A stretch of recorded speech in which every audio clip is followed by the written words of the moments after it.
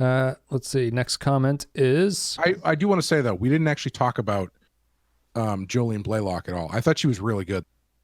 She's really got T'Pol down to a science, and I thought you got a lot of very subtle internal emotion out of her in the scenes where she is dealing with this stuff and she's trying to talk to them, but you can tell she's like kind of freaking out on the inside. I thought she was very good.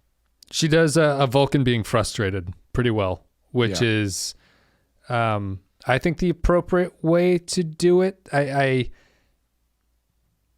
think she's done a good job and moved into the Spock and Sarek portrayal of this, where it's like, it's clear there's something there that's going on, but they're just good at not showing that something is there going on.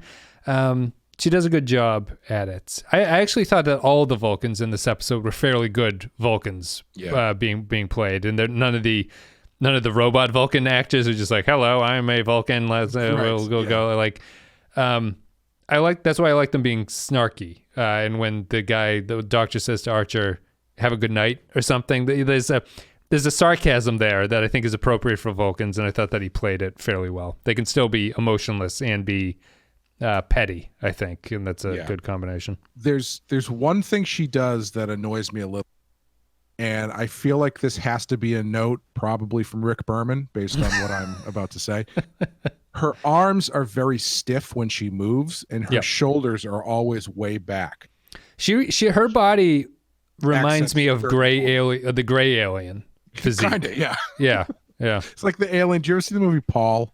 With the gray as the lead, right? In that one. Yeah, and they've got the cover for the science fiction novel that he's drawn, and it's like this sexy alien with 3 boobs, and they're nuts. Like that's like, I imagine T'Pol's like gray alien with hips and boobs. Nice. Yeah. But it's like her shoulders are always very back and her stiff. So this when she's walking through the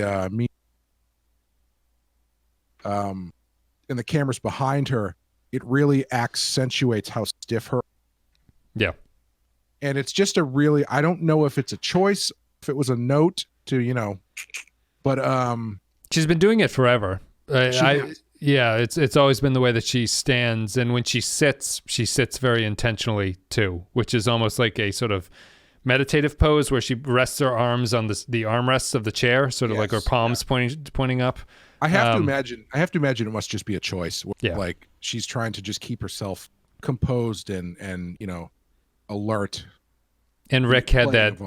And Rick had the crotch of her catsuit tightened up a little bit to just really keep things in place.